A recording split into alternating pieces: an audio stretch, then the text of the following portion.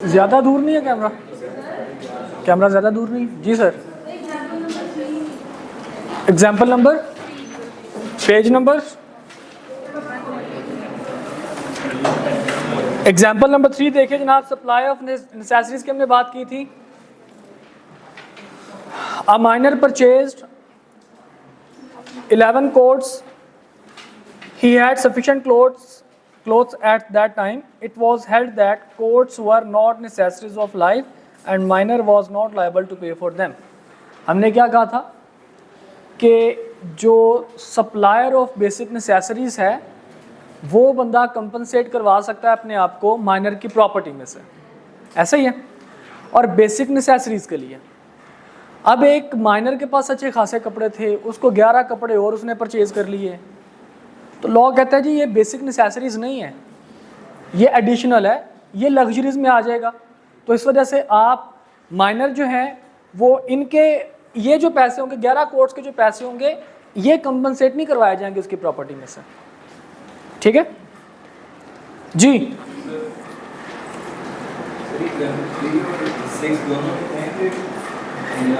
Same चीज़ है कि वो किसी जगह से परचेज कर रहा है, एक में वो कोट परचेज कर रहा है तो दूसरे में माइनर जो है वो मेडिसिन परचेज कर रही है। एग्जाम्पल नंबर 3 और 6। Maryam a minor buys medicine from Zain. जी मरियम के पास देखिए 3 में क्या है कि हमने कहा था कि बेसिक नेसेसरीज होनी चाहिए और बेसिक नेसेसरीज की जितनी अमाउंट होगी वो कहाँ से कंपनसेट करवाई जाएगी? माइनर की प्रॉपर्टी में से। माइनर पर्सन लायबल नहीं होगा। अब अगर माइनर के पास प्रॉपर्टी नहीं है तो बेसिक नेसेसरीज भी हो बेशक, तो आप वो कंपनसेट नहीं करवा सकते ना। एक मिनट जी। इसमें बात ये हो रही है कि कंपनसेट कौन करेगा? प्रोवाइड कर रहा है? नहीं बेटा, कंपनसेट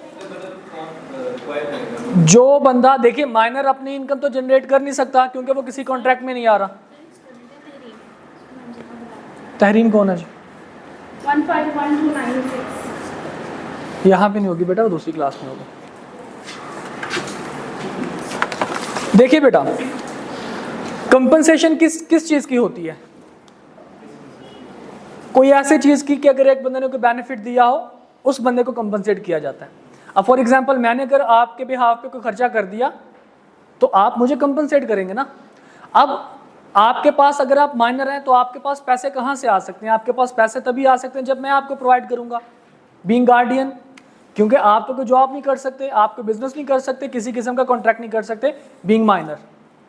ओके, तो अगर आपके पास कोई प्रॉपर्टी है और आपकी माइनॉरिटी की एज में मैं आपके साथ बेसिक नेसेसरीज आपको सप्लाई कर रहा हूँ, तो जब आप मेजर हो जाएंगे, आप अपने इंडिपेंडेंट हो जाएंगे, तो फिर अगर आपकी प्रॉपर्टी है तो उस प्रॉपर्टी से मुझे कंपनसेट किया जाएगा फॉर दैट अमाउंट जो मैंने आपकी एज ऑफ माइनॉरिटी में आपको चीज़ें सप्लाई की थी बेसिक नेसेसरीज। अगर आपके पास प्रॉपर्टी नहीं है तो किसी किस्म की कंपनसेशन नहीं होगी। एक मिनट उनका आंसर कंप्लीट हो जाए फिर आप क्वेश्चन करना, ठीक है जी बेटा? एक मिनट बस सप्लाई कर रहा है वो कंपनसेशन अपनी ले लेगा जी। लेकिन यहाँ पे सर ये मरियम जैन की अपनी दुकान है जिससे वो बाय कर रही है, तो वो मेडिसिन ले रही है, इसमें इस चीज़ का कैसे? देखिए उसने कहा मरियम के पास कोई प्रॉपर्टी नहीं है, ठीक है, मरियम के पास किसी किस्म की कोई प्रॉपर्टी नहीं है, तो अब क्या वो बंदा उसे पैसे निकलवा सकता है? जैन उसे पैसे ले सकता है, कंपनसेट खुद को करवा सकता है? हमने कहा जी बिल्कुल नहीं। ये एग्जांपल हमारे इस आर्टिकल से कैसे रिलेट करनी है? क्योंकि यहाँ पे डिफरेंस नहीं आ गया किस चीज़ का? किसी माइनर को बेसिक नेसेसिटीज लाइक प्रोवाइड करना और दूसरा ये केस है कि वो अपनी जिस शख्स का अपना बिजनेस है वहाँ से वो माइनर लाता है, चीज़ खरीद के चला जाता है, तो ये चीज़ में फर्क नहीं, कोई फर्क नहीं है। बेसिक नेसेसरीज के सप्लायर का यहाँ पे जिक्र है। नॉर्मली जो आपके गार्डियंस होते हैं वो सप्लाई करते हैं, ठीक है, लेकिन यहाँ पे लॉ ने गार्डियन का वर्ड हटा के लॉ ने कौन सा वर्ड यूज किया हुआ है? सप्लायर का। अब जो भी बंदा बेसिक नेसेसरीज दे रहा होगा वो उसकी प्रॉपर्टी में से पैसे ले सकता है। अगर तो माइनर पैसे दे दे तो दैट्स रियली गुड, अगर वो पैसे नहीं देता तो उसकी प्रॉपर्टी में से कंपनसेट करवाया जाएगा, ठीक है। अदरवाइज वो बंदा पर्सनली किसी को लायबल ठहरा के कोर्ट में जाके केस नहीं कर देगा उसके खिलाफ। ओके, सप्लायर की बात है। गार्डियन, क्योंकि ज्यादातर जो बेसिक सप्लायर्स हैं, जाहिर बात है गार्डियन, अगर वो गार्डियन का मतलब क्या है? कि वो उसकी हर चीज़ की ध्यान करेगा कि जनाब इसको जो ज़िंदगी में जो उसकी ज़रूरियात हैं वो पूरी होनी चाहिए। अब वो गार्डियन इसको चीज़ें जो है वो प्रोवाइड करेगा, लेकिन अगर यहाँ पे गार्डियन का वर्ड लॉ ने नहीं लिखा हुआ तो लॉ ने अपने जो टर्म है उसको बड़ा ब्रॉडर कर दिया कि यहाँ पे जो भी सप्लायर हुआ बेसिक नेसेसरीज का वो बंदा अपने आप को कंपनसेट करवा सकता है from the property of minor. Okay जी बेटा, आपका क्या था क्वेश्चन?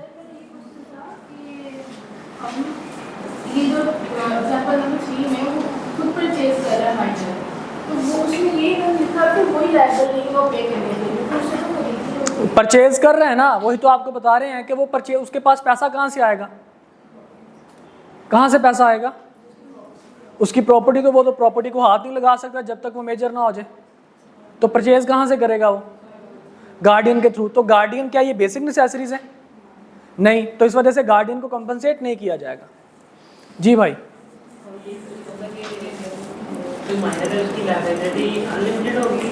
आप छुट्टी ना करते यकीन करें तो आपको पता होता है कि माइनर की लायबिलिटी होती है या नहीं होती। लिमिटेड और अनलिमिटेड तो दूर की बात है। सर आपने फिर बोला कि प्रॉपर्टी में से रिकवर रहेगा, सर प्रॉपर्टी में अगर उसकी एक कार है, घर है, तो फिर घर भी जाएगा? जी सारा कुछ, गाड़ी भी जाएगी, सारा कुछ, जितनी उसकी, अगर वो माइनर के पास पैसे नहीं है तो उसकी प्रॉपर्टी बेच के जो है वो कंपनसेशन करवाई जाएगी फॉर बेसिक नेसेसरीज। ठीक है, आप छुट्टी पे थे ना सर, मसला ये है आप 2-3 दिन छुट्टी पे थे, तब तक हमने सारा कुछ पढ़ लिया था। हाँ जी, एनी अदर क्वेश्चन? चलें आगे जी, चलें जी आगे।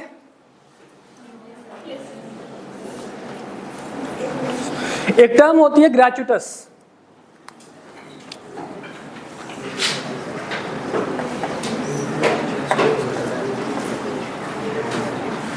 ग्रेचुटस का मतलब होता है फ्री ऑफ कॉस्ट, गिफ्ट। जैसे आपको पॉकेट मनी मिलती है, आप उसके लिए कोई कष्ट नहीं उठाते, कोई मेहनत नहीं करते।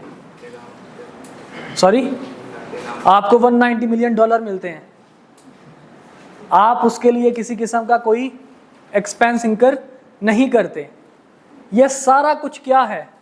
ये आपके पास ग्रेचुटस है। ग्रेचुटस का मतलब होता है जो फ्री ऑफ कॉस्ट। जैसे आप अपने दोस्त से उधार गाड़ी ले जाते हैं कि यार नहीं मैं अभी तुझे वापस कर दूंगा शाम को, और वो शाम पता चलता है शाम को कि जनाब वो नारायण कगान पहुंचा हुआ है गाड़ी लेके, तो वो ऊपर से एहसान जता रहा है कि क्या बकवास गाड़ी दी है मुझे, पेट्रोल इतना पी गई है मेरा। तो अब इसमें आपको किसी किस्म का कोई एक्सपेंस बियर नहीं करना पड़ता। अगर वही बंदा आपका दोस्त, उसका रेंट कार का बिजनेस हो और आप उससे गाड़ी रेंट पे लेके जाएं, यानी कि गाड़ी हासिल करने के लिए आपको कोई ना कोई खर्चा देना पड़ रहा है, तो उसको हम लोग क्या कहेंगे? नॉन ग्रेचुटस। ऐसी चीज कि जिसके लिए कोई ना कोई पेमेंट हुई हो। ठीक है, तो लॉ कहता है जनाब अगर कोई नॉन ग्रेचुटस चीज को कोई बंदा कंज्यूम कर ले, ठीक है, किसी दूसरे बंदे की किसी नॉन ग्रेचुटस चीज को बंदा कंज्यूम कर ले, तो फिर वो उस बंदे को कंपनसेट करेगा, या तो वो चीज वापस करके या उसके इक्वल अमाउंट देकर। मिसाल के तौर पर ए और बी,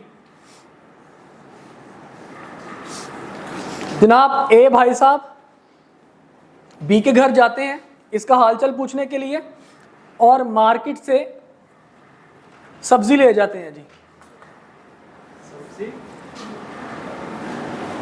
सब्जी लेके जा रहे होते हैं अपने घर के लिए, लेकिन रास्ते में इनका पता ले लेते हैं और इनको बताते हैं बी को कि हाँ यार मैं सब्जी लेके जा रहा था, मैंने कहा चलो मैं तुम्हारा पता लेता जाता हूँ, तबीयत तो ठीक है ना? वो कहता है जी बिल्कुल ठीक। और ए अपनी सब्जी बी के घर भूल जाता है, थोड़ी देर बातचीत होती है, घर भूल जाता, घर अपने चला जाता।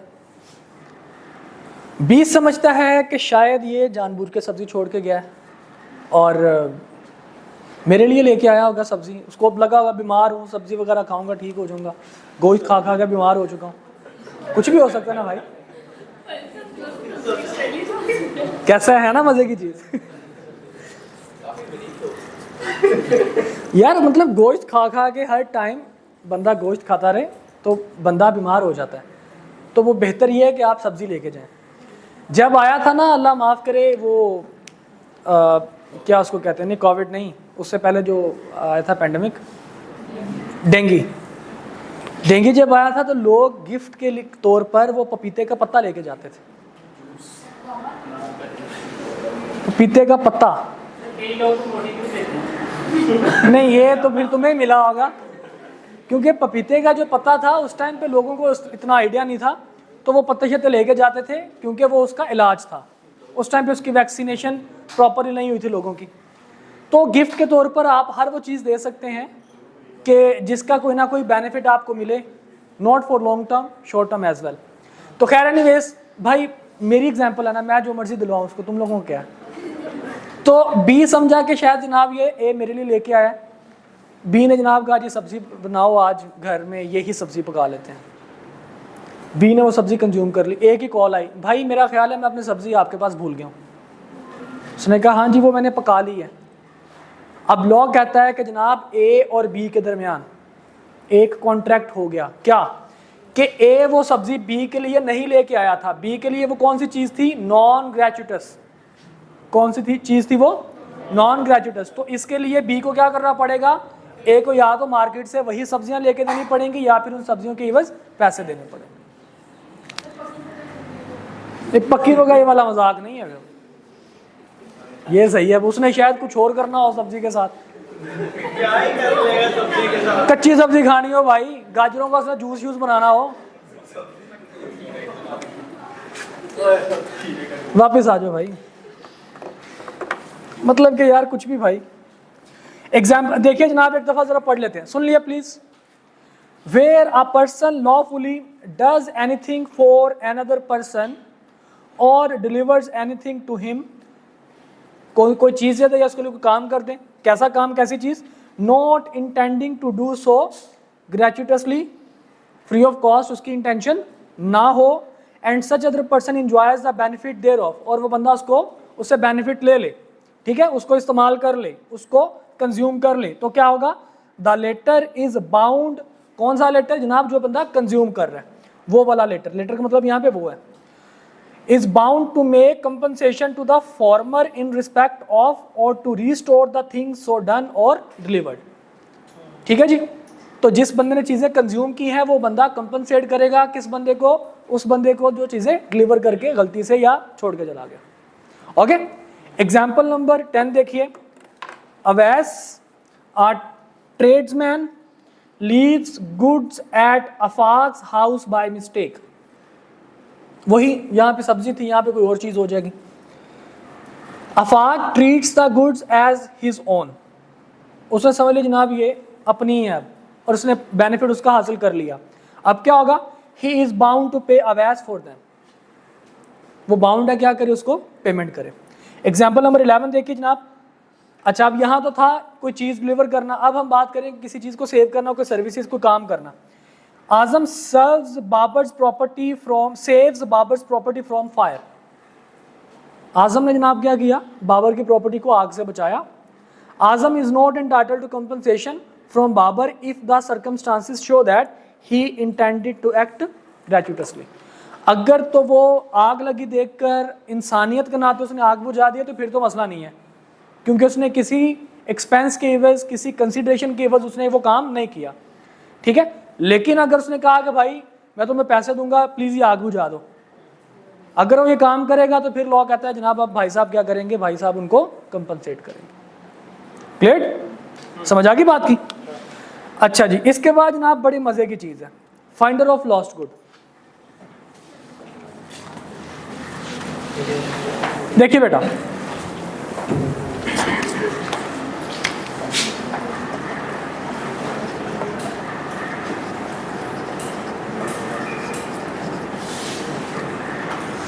इसके ऊपर बहुत केस स्टडीज बनती हैं सब। ये थोड़ा सा है भी लेंथी है थोड़ा सा, आपकी बुक में बिल्कुल उसको कम करके लिखा हुआ है। आपने अक्सर रास्ते में जाते हैं और देखते हैं जनाब कोई चीज़ गिरी है, कोई आप उसको उठाते हैं और पॉकेट में डालते हुए क्या कहते हैं? लब्बी चीज़ खुदा दी, ना तेले दी ना पा दी। हम जब छोटे छोटे होते थे तो जनाब ऐਵੇਂ ही हमने क्या देना, जनाब दोस्त हैं तो पकड़ के नीचे से कोई चीज़, लब्बी चीज़ खुदा दी ना तेले दी ना, सब ने अपनी पॉकेट में देखना। कि हमारी कोई चीज़ तो नहीं गिर गई। तो हम कहते थे ये जिसने कह दिया अब वो चीज़ उसकी होगी, ठीक है। तो ये इस तरह की हरकत वो सिर्फ बचपन में अच्छी लगती थी, लॉ इसको नहीं मानता। लॉ कहता है जनाब अगर किसी बंदे की कोई चीज़ गिर गई, गुम गई, और आपने उसको अपनी तहवील में ले लिया, अपने सुपरविजन में उसको अपने पास रख लिया, तो लॉ कहता है जी आपके दरमियान और उस चीज़ के ट्रू ऑनर के दरमियान एक कॉन्ट्रैक्ट हो गया। किस चीज़ का कॉन्ट्रैक्ट? कि आप उस चीज़ का ध्यान ऐसे रखेंगे कि जैसे वो चीज़ आपकी अपनी है, और उसके ट्रू ऑनर को ढूंढेंगे, और जैसे ही वो मिलेगा उसको वो चीज़ क्या कर देंगे, आप वापस कर देंगे, ठीक है। और ट्रू ऑनर क्या करेगा, उस चीज़ को संभालने में, ट्रू ऑनर को ढूंढने में जो भी खर्चा आया होगा वो ट्रू ऑनर आपको क्या करेगा, वो कंपनसेट करेगा। Clear? Finder of lost good, यहां तक बात समझ में आई। फाइंडर ऑफ लॉस्ट गुड में पहला पॉइंट क्या है जी, टू फाइंड या to when a person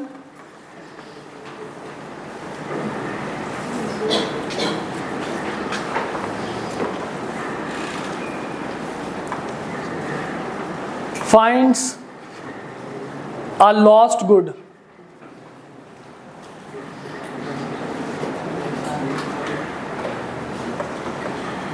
and take it into his custody,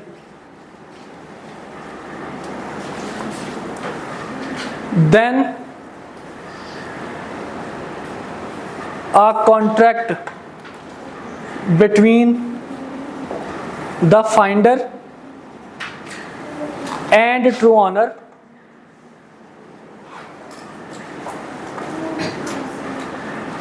is created by law, where क्या होगा, finder will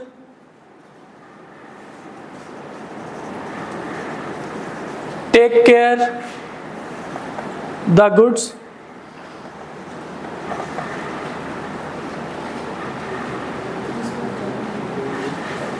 as in his own case, ऐसी चीज़ों का ख्याल रखेगा जैसे ये उसकी अपनी चीज़ें, ठीक है। एंड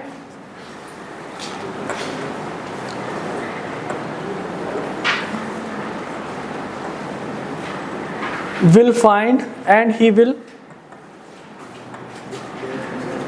also find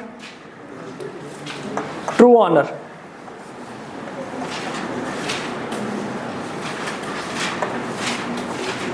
उसके बाद जनाब when true owner is found, then the finder will return the goods to its true owner. I know आपको राइटिंग समझ नहीं आती होगी, लेकिन फिर भी ट्राई कर लें। Thank you for support. जानता हूँ मैं तुम लोगों की जितनी अच्छी है, कम से कम अंग्रेजी तो मेरी तुम लोगों से अच्छी है ना। अब नहीं, मुझे नहीं समझ लगा, वो हुज को तुमने चूज लिखा हुआ था, चोज वो भी। एनीवेज, अच्छा अब ये है किसके एंड पे, फाइंडर के एंड पे, और जो ट्रू ओनर होगा उसके एंड पे क्या होगा, to compensate all the expenses which was borne by finder of lost good.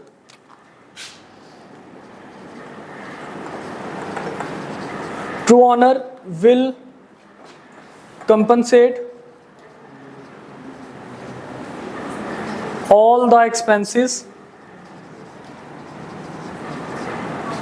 which were borne by finder. अच्छा, अब इसमें ना लॉ थोड़ा सा स्पेसिफिक होता है। अब कुछ ऐसे भी तो चीज़ें हो सकती हैं, अब इस बेचारे को क्या पता फाइंडर ऑफ लॉस्ट गुड का कि ट्रू ओनर कौन है, वो तो उसको तहकीक करेगा, उतनी देर तक वो क्या करे, वो चीज़ अपने पास रखेगा। और अगर चीज़ की नेचर इस तरह की हुई, पेरिशेबल, अगर चीज़ की नेचर पेरिशेबल हुई, सब्जी हो गई, फल हो गए, मछली हो गई, दूध हो गया, कोई इस तरह की चीज़ हुई पेरिशेबल, तो लॉ कहता है जनाब वो ट्रू ओनर को लॉस से बचाने के लिए उस चीज़ को बेच देगा। क्या करेगा? बेच देगा। और बेचने के बाद जो पैसे मिलेंगे उसको अपने पास रख लेगा और ट्रू ओनर को फिर से ढूंढना शुरू कर देगा। जैसे ट्रू ओनर मिले वो सारे के सारे पैसे उसको वापस कर दे और ट्रू ओनर उसको कंपनसेट कर देगा जो भी उसका एक्सपेंस होगा। ओके, ये मैं आपको कानून की बात बता रहा हूँ, रियलिटी में क्या करते हैं हम सब जानते हैं। ओके, अच्छा, एक तो आगे चीज़ कौन सी? पेरिशेबल की। दूसरी चीज़ हो सकता है ड्यूरेबल हो लेकिन उसको संभालने में खर्चा हो रहा हो। फॉर एग्जांपल किसी को कोई जानवर गुम हो जाए, अभी आपको पता है बड़ी ईद आएगी तो लोग कुर्बानी के लिए जानवर लेके आएंगे और कुछ जानवर तो रात को रस्सी उड़ाकर भाग भी जाएंगे, तो कोई बंदा उसको अपनी तहवील में ले लेगा और फिर ट्रू ओनर को ढूंढना शुरू कर देगा। और जब तक उसको लेट सपोज उसको ट्रू ओनर ढूंढने में 2-4 दिन अगर लग जाते हैं तो वो 2-4 दिन भूखा तो नहीं रखेगा जानवर को, कि भूखा रखेगा उसको? भूखा तो नहीं रखेगा उसको, फिर वो चारा डालना शुरू कर देगा। ठीक है, लेट सपोज जनाब उसका ट्रू ओनर उसको 1 साल नहीं मिलता, पूरा साल उसको ट्रू ओनर नहीं मिला, तो पूरे साल तक वो उस जानवर को अपने पास रखेगा, उसको चारा खिलाता रहेगा। और लॉ कहता है जनाब अगर किसी चीज को जो लॉस्ट गुड है उसको अपने पास रखने के लिए आप अगर उसका 1/2 1/4 या 2/3 देख लेते इसमें क्या लिखा हो उसने, 1 मिनट बस, 2/3 है जी। अगर उसका 2/3 एक्सपेंस, किसका 2/3? 2/3 of value of lost good. अगर उस चीज को संभालने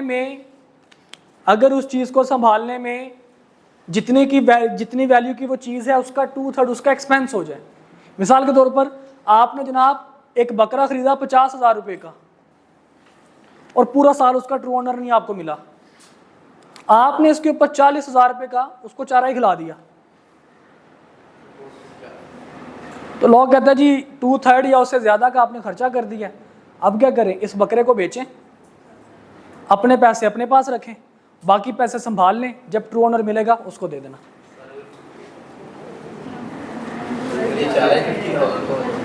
नहीं तो उसको वही तो कह रहे हैं कि जब 2/3 या उससे ज्यादा एक्सपेंस हो जाए फौरन बेच दो।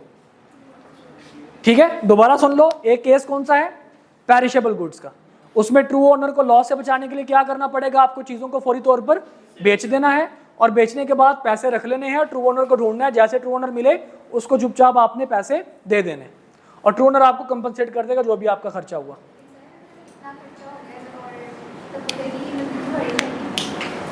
वैल्यू जितनी बकरे की होगी ना जब आपको वो चीज मिली थी, उस चीज के हिसाब से जितना आपने अगर 2/3 या उससे ज्यादा का आपने खर्चा कर दिया तो फिर आप उस चीज को बेच सकते हैं। बकरा तो मैंने एक एग्जांपल ली थी, कोई भी चीज वो हो सकती है। ठीक है, बकरे पे स्पेसिफिक नहीं हो जाना आपने।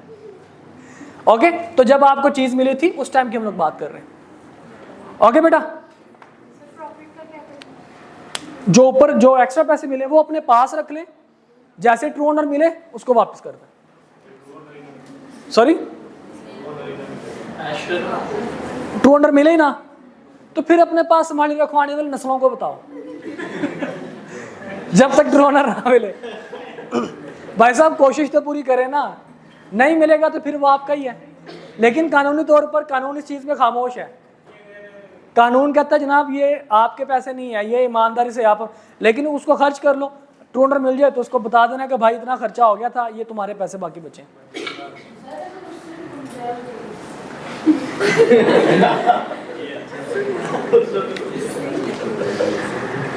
Will take care of good as his own case. आपसे आपकी कभी चीज कोई गुमी है जिसके लिए आपने खर्चा किया हो? मेरा नहीं ख्याल भाई साहब, ये मोबाइल है मेरा, मैं इसको यहां पे रख के सोता हूं। मेरे पास इससे जो पहले मोबाइल से ना वो कभी किधर पड़ा है, कभी किसी दोस्त ने कहा कि यार फोन दिखाना, उसको ऐसे मैंने फेंक दिया, वो अब्बा जी के पैसों में था। जी बिल्कुल, वो अचानक उससे गुम हो गया, उसके पास इंसान है, गलती हो जाती है, लेकिन मुझे पता था आप लोग यही कहेंगे, मुझे पता था आप लोग यही कहेंगे, लेकिन जब आपको कोई चीज़ मिलती है, जब आपको कोई चीज़ मिलती है तो भाई साहब वो फाइंडर ऑफ लॉस्ट गुड जब आप बन जाते हैं तो आपके ऊपर जिम्मेदारी थोड़ी सी ज़्यादा आ जाती है। इसीलिए जब आप रास्ते में कोई चीज़ देख रहे हैं तो कोशिश करें उसको उठा के जेब में ना डाल लें, उसको उठाएं, उसके बारे में पुलिस को इन्फॉर्म कर दें या किसी दूसरे बंदे को, या साइड पे रख दें, बंदा आएगा खुद आके ले जाएगा, ठीक है। अब आपने उसको उस जगह से उठा के अपनी पॉकेट में डाल लिया और अपने साथ ले गए, ट्रू ओनर वापस आया, उसने देखा कुछ भी नहीं पड़ा हुआ, क्या कहेगा? चोरी हो गया। समझे बात को? तो भाई साहब बेहतर है कि चोर डिक्लेयर होने से बेहतर है, यहाँ पे लोग टैक्स चोरी करें तो उनको चोर कह देते हैं, तो जो बंदा चीज़ वैसे उठा ले तो उसके साथ क्या सलूक करेंगे? हाँ जी, बकरे के लिए तो गार्ड रख लें ऐसे। आगे जी प्लीज वापस आ जाए, प्लीज पढ़ते हैं जी। अली माइंड तो नहीं किया ना मेरी जान? कर लिया? अच्छा मैं भी हैरान, इतनी जल्दी कैसे कर लिया? आगे जी प्लीज देखिए। A person who finds goods belonging to another and take them into his custody। शर्त क्या है? वो चीज़ को अपनी कस्टडी में ले लें। ऐसा नहीं कि जिसने देखा अच्छा कोई चीज़ गुमी हुई है, देखा अच्छा ये चीज़ है और छोड़ के चला गया, वो फाइंडर ऑफ लॉस्ट गुड नहीं है। फाइंडर ऑफ लॉस्ट गुड कौन सा है? जिसने चीज़ को अपनी कस्टडी में ले लिया।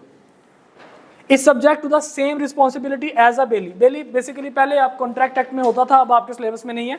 मर्केंटाइल लॉ के अंदर ये चीज़ें सारी की सारी मौजूद हैं, लेकिन आपके सिलेबस का हिस्सा नहीं है। बेलमेंट एंड प्लेज के नाम से हम उसको याद करते हैं, लेकिन खैर छोड़ें,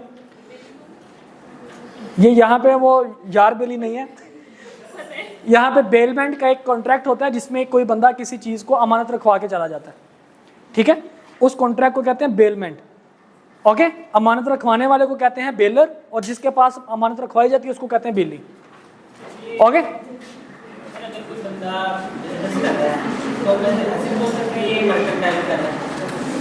क्या कर रहा है? मर्चेंडाइज, मर्चेंडाइज इसको कहते हैं।